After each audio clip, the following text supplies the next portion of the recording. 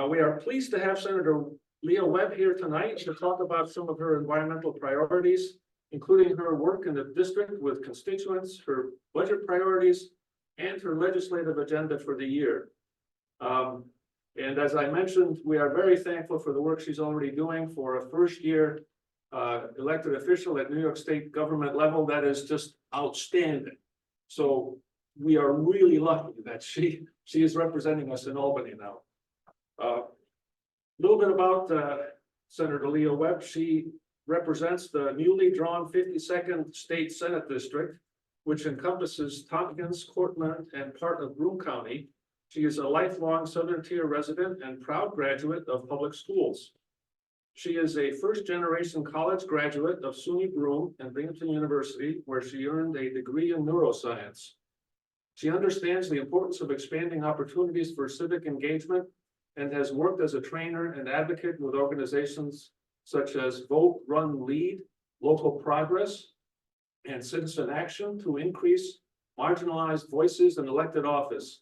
Senator Webb serves as the chair of the Senate's Committee on Women's Issues and is a member of the committees on Agriculture, Health, Higher Education, Procurement and Contracts, Mental Health, and Cities too.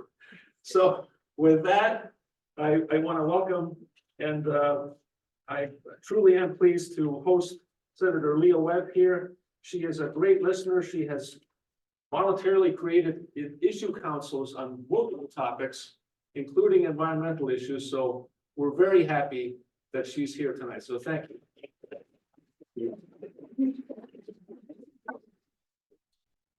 All right, I have asked for the lights to go up so that we could actually see each other. Speaking of, we can move that up if you want to. Oh, okay. This big old podium. Yes. Okay, we can move it. Because we didn't. Oh, not to the side. Yeah. We're Oh. you want it. Yeah. Okay, well, Let's make sure. well, you know, we just know where we the light we got. Okay, anyway, how's everybody doing? Awesome, happy Tuesday. I just got back from Albany yesterday, and you know, as Valdi said, definitely in the middle of budget, which continues to be a very interesting moment in time. But I'm truly honored that you all invited me to be here. So thank you, Valdi, and everyone here, members of the Susquehanna Group of Sierra Club, and allow me to have a little time with you. I know that you all have been very vocal on a number of very pressing issues around climate change, the environment. These are things I've been working on even prior to being in the Senate. So I'm glad that I'm able to join you for the first part of your meeting this evening. So I want to make the best use of the time that we have together, because I also have another meeting immediately after this. So I want to give time. So I'm not going to talk for a whole lot of time. I really want to allow time for questions. So I'm going to go over a few things that, you know, again, we'll touch on some of the work that I've been doing in the office, legislative things, resources, community engagement, and all that. And then we'll get a chance to do some questions and sharing. Sound good? Okay. Yes? Yeah. Okay, well, make sure y'all still awake. Okay, so I'll start with outreach I've been doing in the community. So I've been very vocal on energy affordability, and not just on our community, but across the state. It is a top priority of mine. And, you know, I truly believe that it is critical that we provide resources to our communities as we transition to clean energy. I just heard the door open. I know somebody was coming in because I said clean energy and energy savings and affordability. They're like, yes, I believe that too. So I've been doing this in a number of ways. You know, as Valdi already indicated, I've been a community organizer since I was 15. He didn't say that part. I'm adding that part. But one of the things that's important to me as a, not just as a government official, but just as a concerned person, is that we're bringing resources through government, other community stakeholders right directly to our communities. And so I've been doing a number of things. I won't go through every single thing, just some top highlights. Is that okay? Sure. So, one of the things that I've done is, hosting utility resource fairs.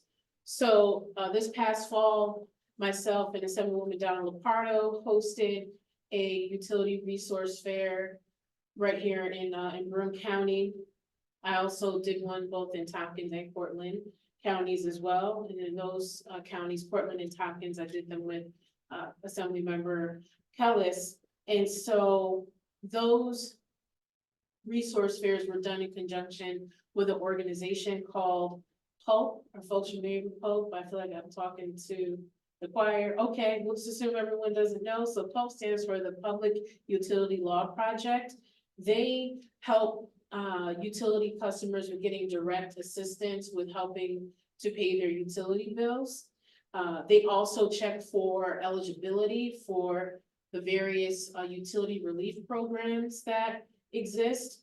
And so programs like HEAP, other initiatives, whether you are a homeowner or a renter, those are some of the things that they do. So I hosted a utility resource fair with PULP, along with my colleagues in the state legislature. We're still in February, yes, yeah. I often joke that sense of time often shifts, even during the days during the week.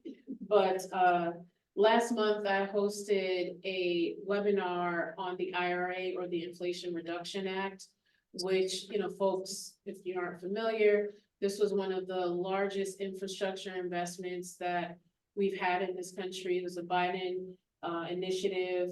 And so I partnered with the League of Conservation, New York League of Conservation Voters, in hosting this webinar to share with everyone what are the resources and benefits that are part of this very complex act. But it includes things, and if there's a video available for those of you that go on YouTube, or if not, we can make sure. I think Jen Lyons, who's a part of my team, she'll put the link for it in the chat for the YouTube video. You can watch it on your downtime and share. It's definitely worth watching just to hear some of the benefits that come with the Inflation Reduction Act.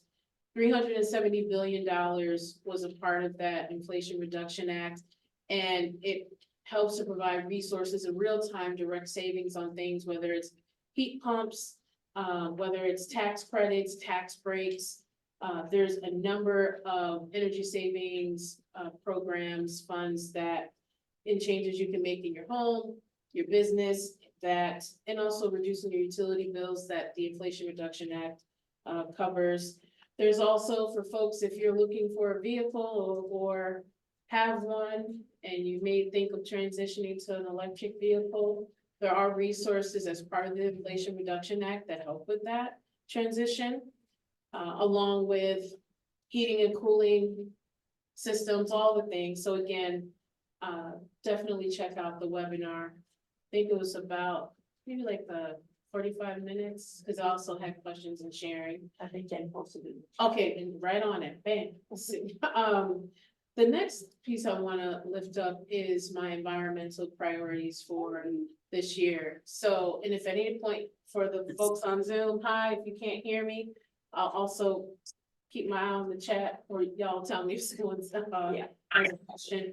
So there's a lot going on when it comes to where we are right now. We're literally in the thick of the budget. Just to kind of share like the budget process.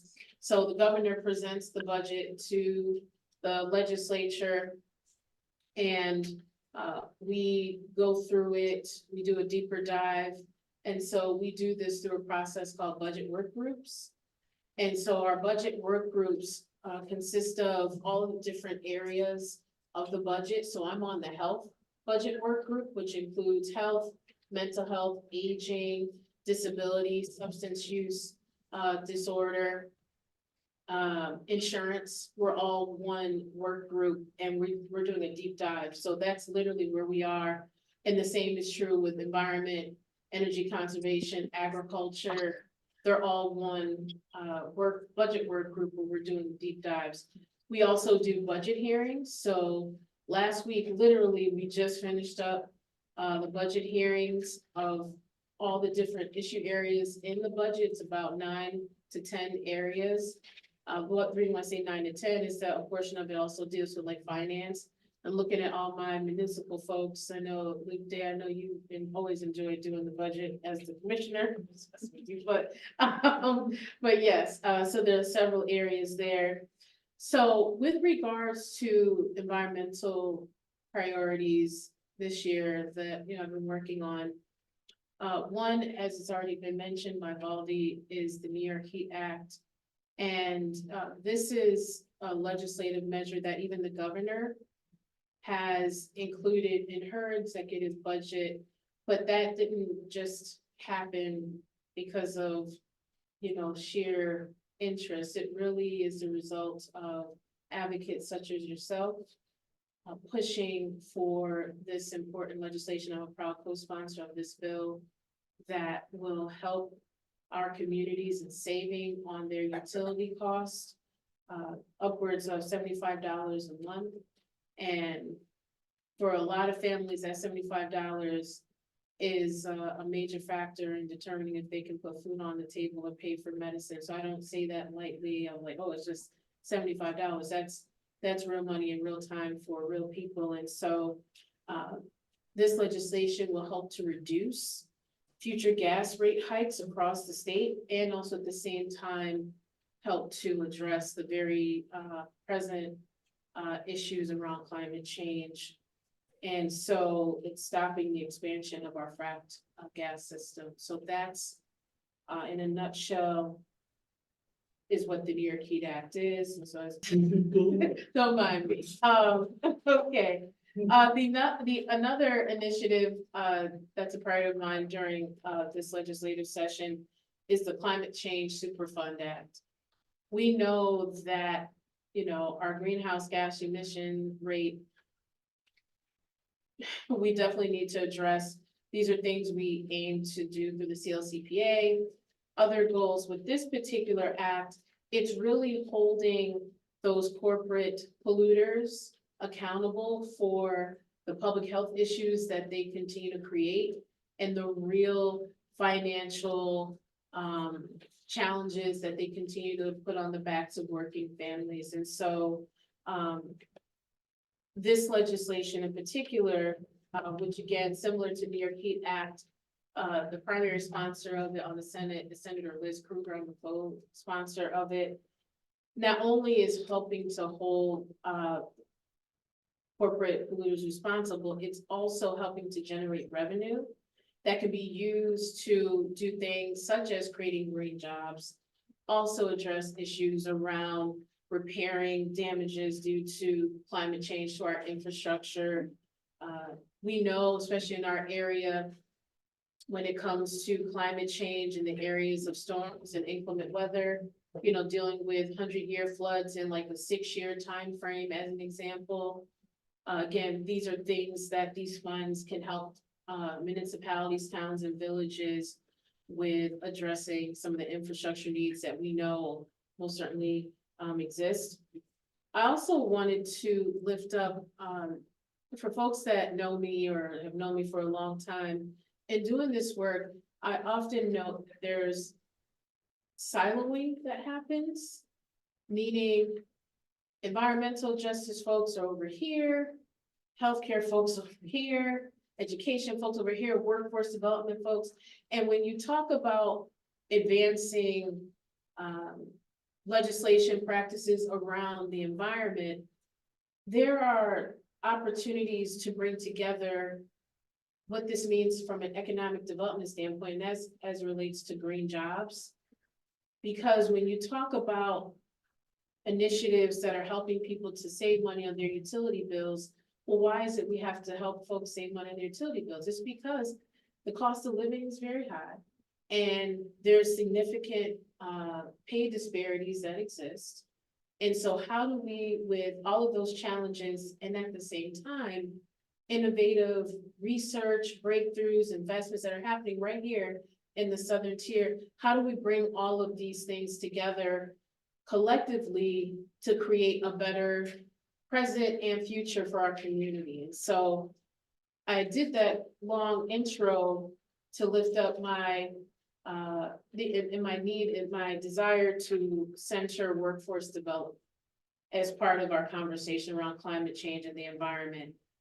Because I'm seeing that there's a lot of pitting of groups against each other, whether it's with respect to workforce and having good paying jobs, which is in safe environments, which is a priority of our labor unions.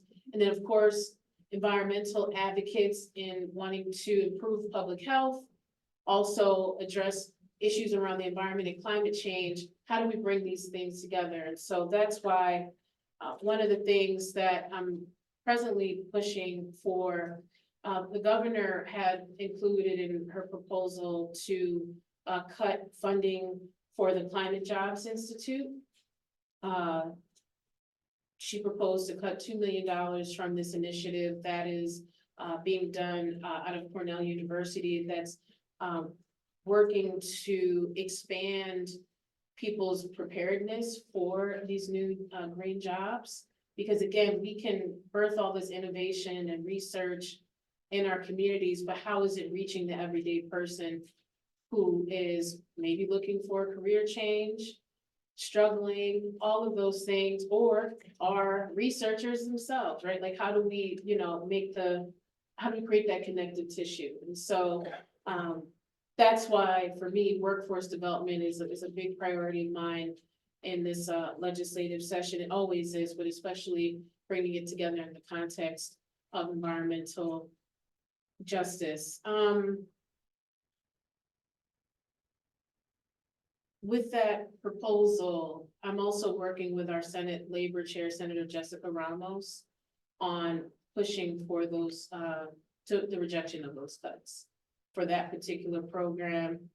I've also have been working closely with someone you all may know, I don't know if he's on the Zoom, from Nest, Mr. Adam Flint. You may or may not know Adam. Yes. Yeah. In a good way. I said it that way on purpose. But his efforts through Nest, also the Energy Democracy Alliance. I recently connected Adam with the Department of Labor. So the Department of Labor is they have an office of just transition, just energy transition, which is about making deeper connections on training, also educational needs to make sure that our future workforce and present workforce can have a seemingly easier transition into these new jobs. And so I recently met with Commissioner Reardon. She is our Commissioner of the Department of Labor, to talk about this. And her team is more than eager and ready to work with different stakeholders, whether it's labor unions, advocacy groups, to really make sure that we don't have people falling through the cracks as we are, experiencing I frame it as an innovation rebirth around this industry with respect to green jobs, and also addressing climate change and in the environment. The last thing I'll lift up as a priority is issues addressing our water infrastructure. So drinking water, having access to clean drinking water, kind of important, right? We're all human, yes, we might need it. And so, I've introduced 2 bills. One of the bills Val already talked about, the with respect to the proposed fracking by Southern Tier CO2, to introduce this new form of fracking known by a different name. And, in the Southern Tier, when I was on city council working with many folks, a lot of times with these proposals, they're kind of presented as a golden opportunity. And the reality is those golden opportunities are often not even actualized, and it comes with real cost in real time, whether it's public health, the environment, things of that nature. And so this bill that I introduced, along with Assemblymember Kellis, along with Assemblywoman Lapardo and Senator Kruger, is making sure that we are not having activities such as this that not only, violate our CLCPA goals, but also creating real harm to our communities.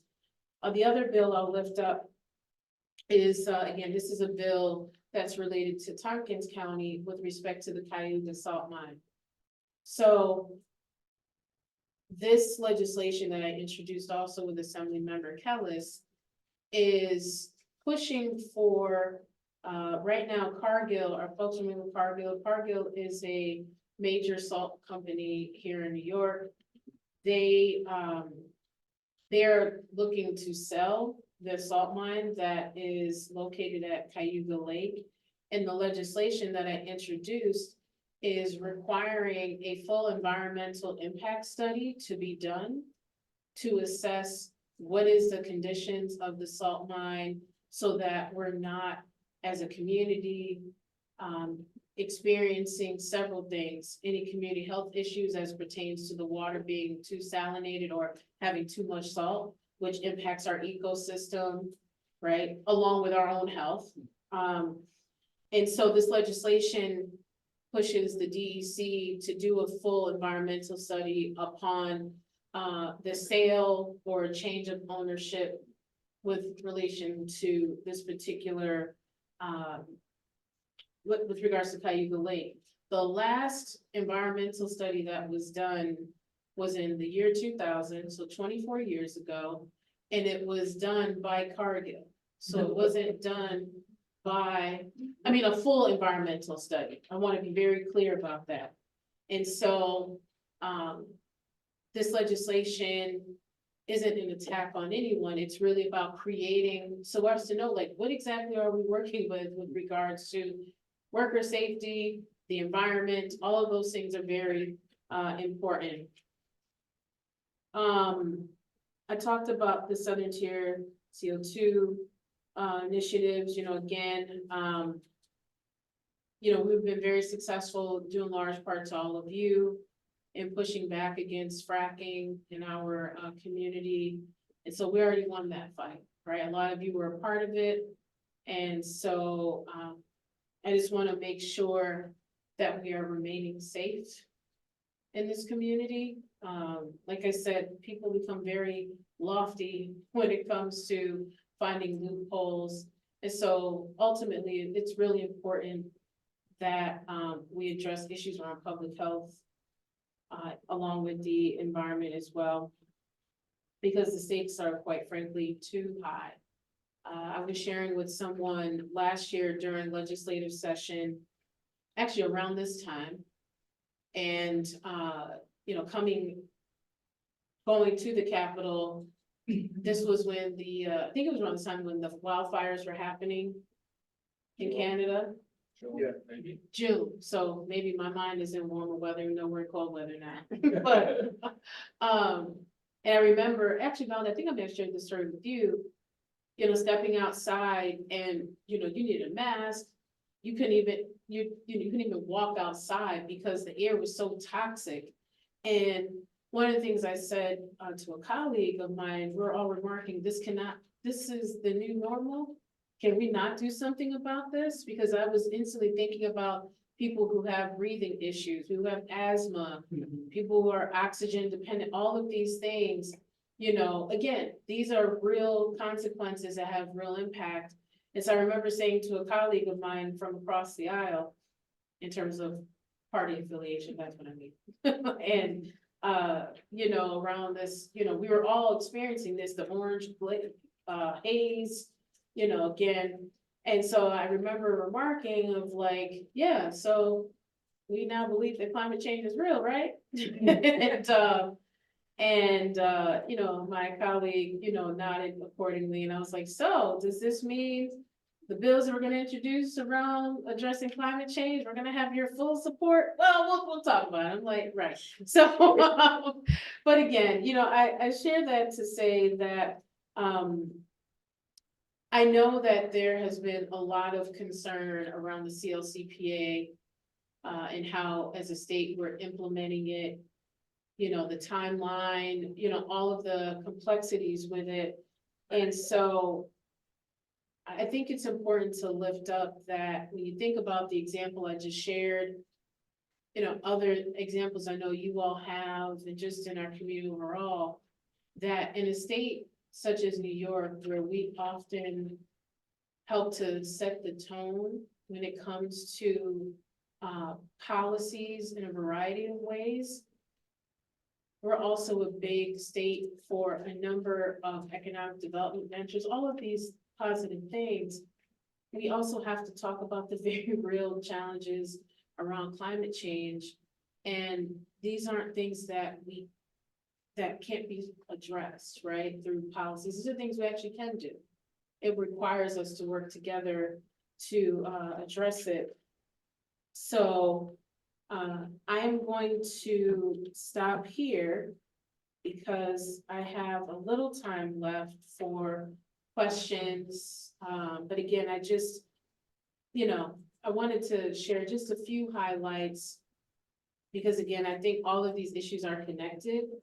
And it is really important that when we're talking about climate change, we're talking about the environment, that we talk about all the ways in which these issues are connected, whether it relates to public health, whether it relates to infrastructure in our communities, workforce development, all of these things are connected. And so I hope I've done a semi-decent job of lifting up some of the things, but I'd definitely like to take a couple of questions from all of you. Thank you all so much for allowing me to be here with you tonight. Thank you.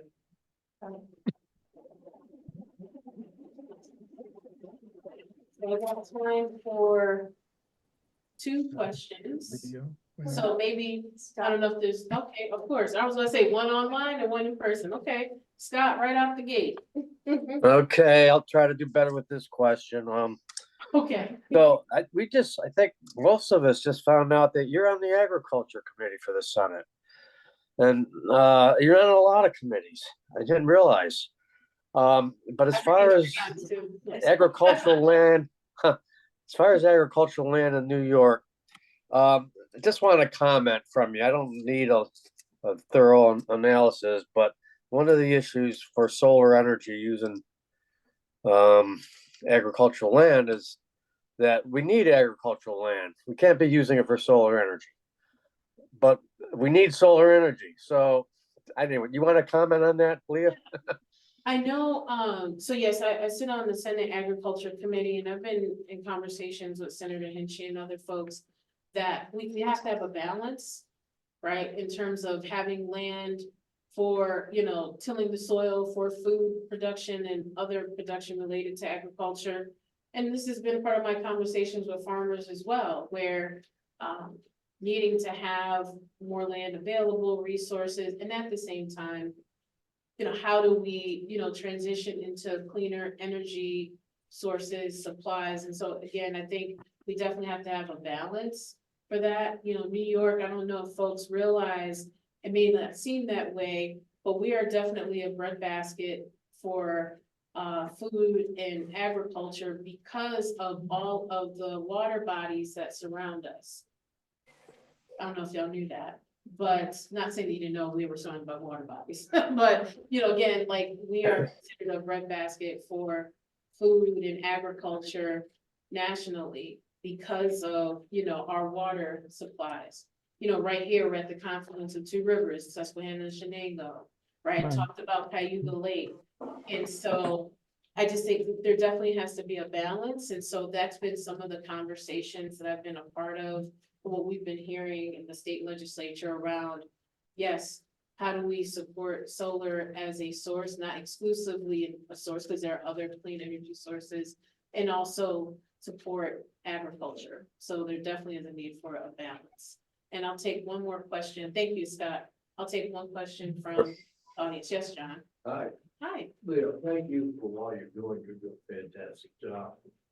Couple things that are bothering me, okay, is I'm a big advocate of reading, know about this, is induction heat, induction cooking. Mhm. If you try to find out anything about the tax credits, about induction cooking, it's a total mess. You can't find out anything. You go to NYSERDA, or you go to NYSERDA, and they'll say, go to NYSEG. NYSEG now says, go back to NYSERDA. New York State doesn't even know what tax credits are available. It's a fantastic saving. Number one, reduction cooking. Number two, it's a big safety thing. Number three, it's so much better. And the tax wise. And so I just want to say, if you go on the website and try to find something, it just votes you all over the place. And the other thing that I'm a big advocate for is home energy savings and energy audits. A lot of people do not know how much money is available to help them get insulation, energy audits done. A friend of ours just did a 2-family house and it cost her nothing. Another friend said if the bill was $13,000 and he paid $3,000.